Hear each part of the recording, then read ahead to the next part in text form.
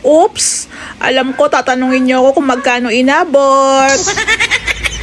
Don't worry po kasi i-share po namin. Ito-total po muna namin at i-audit kung magkano po yung nagastos lahat ni client ko dito. I-share po namin total cost nito. Pang mayaman. So, ito na yun guys. I-share ko po sa inyo itong aming finished project dito po sa Bella Vista Gentry. Ito na po yung ating last house tour. Ito po yung unit ni ma'am. Townhouse po ito. Ayan. So, alam ko naman nakapalo kayo sa aming page. So, ito na po yung ating final. Ayan. So, ito po yung mga nasi-share ko sa inyo ng mga nakaraang araw. Yung ating main door, yung ating smart lock. Ito na po siya. Tulad po ng nasabi ko sa inyo, pag nag-renovate po kami ng bahay, kami na rin po ang naglilinis. Ayan, malinis na, wala nang kalat. Talagang lilipatan na lang po talaga ng may-ari yan. Papasukan na lang yun ng mga appliances, ng mga furnitures, mga gamit nila. So, kung naka-follow po kayo at nasubaybayan nyo po ito nung nag-umpisa kami, mapapawaw po talaga kayo kasi ibang-iba na po talaga ang itsura ng ating Bella Vista Gentry project. Ayan po. Ito nga po pala, wala po talaga kaming interior designer. Sa Ray House Makeover po, si client po talaga ang nagde-design. Tapos, sasuggest lang po kami nila Ray ng team. So, kumbaga parang DIY po yan. Pero pagdating naman po sa back and front extension, sa mga extension natin, meron naman po tayong plan dyan. May plano, pero pagdating talaga sa interior, bahala po si client, pumili ng mga materials na gusto niyang gamitin. Ayan po, oh, ang ganda. Yung bathroom po natin, aluminum door to. Ayan, oh. Full tiles po yan. Kompleto rin po siya ng accessories. Meron siyang heater, shower set.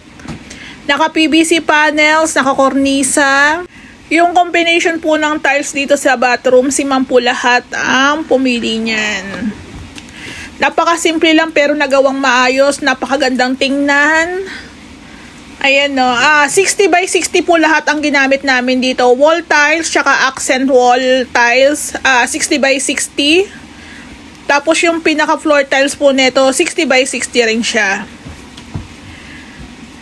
So, depende po sa inyo kung ano pong mga color scheme. Pwede kayong mag-black, pwede kayong mag-stainless. Ayan. Pati po yung toilet bowl natin, bago rin po yan. GB brand.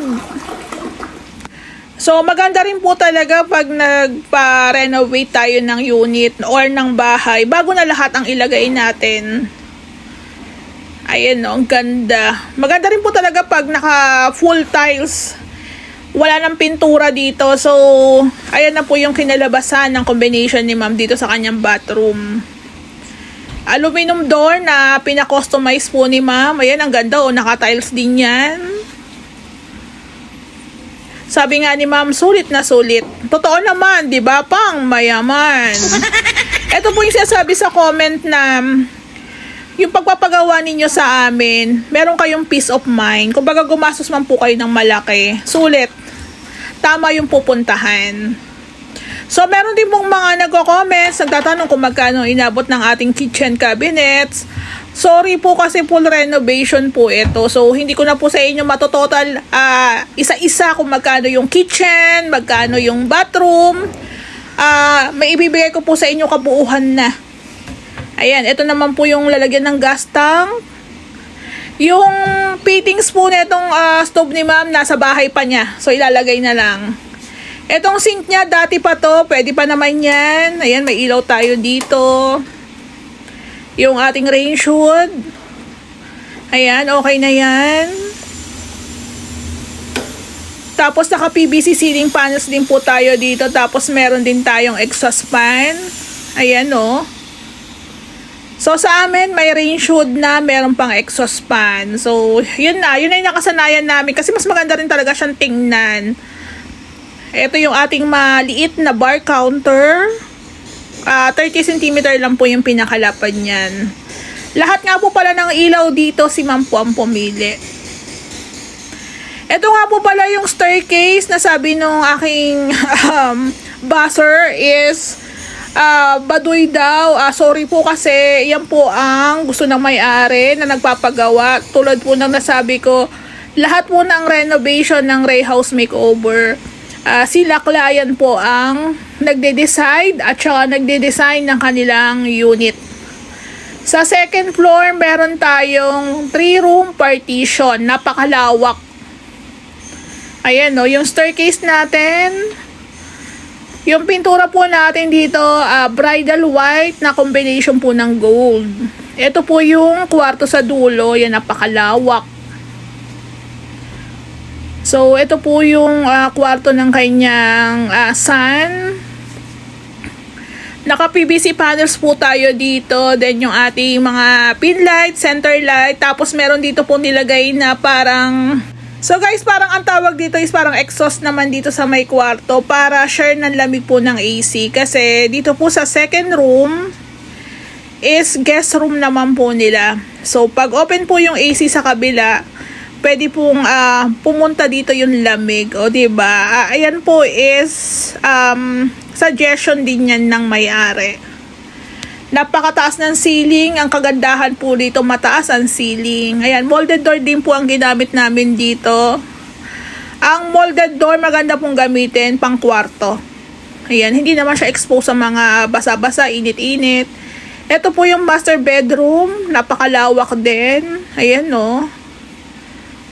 O, diba? PVC panels din tayo. May center light, 4 na pin lights. May AC na rin po nakalagay.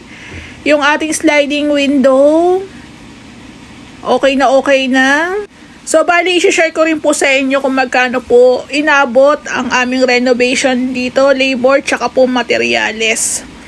Tapos, abangan nyo rin po, mag-upload din po tayo ng before and after para doon po sa mga hindi nakasubaybay, makita nyo rin po yung pinaka-itsura ng unit nang hindi pa po namin siya ginagawa. So, dito po sa may balcony, meron po tayong hidden door dito. Ayan, no. Tapos, naka-metal spandrel ceiling po tayo dito. Sa balcony, tsaka sa garage, parehas lang po yung tiles natin 40x40. Ayan, no. Napaka-linis tingnan, napaka-solid ng gawa. Kitang-kita naman po yan, no. Basta wala na po kayo po problemahin, lilinisan na po namin yan bago nyo lipatan.